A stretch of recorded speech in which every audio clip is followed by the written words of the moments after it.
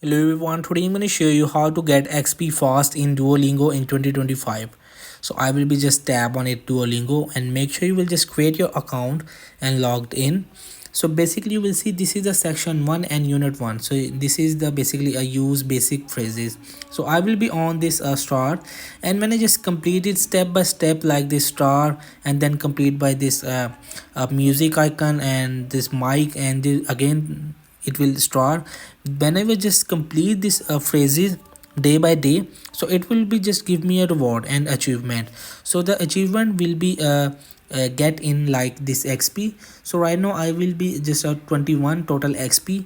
So basically XP is a total your like booster, and you will be just buy some from their stores. So that's it. So in section 1, and when you just section 2, so you will just complete this all and your XP rate is increase. So that's it. So basically you will just earn 30 XP by their stages. So that's it. So when you just complete it all, so in the end you will just see the XP is your score of the booster. So that's it. So hope this video help you. Please don't forget to like and subscribe and get notified for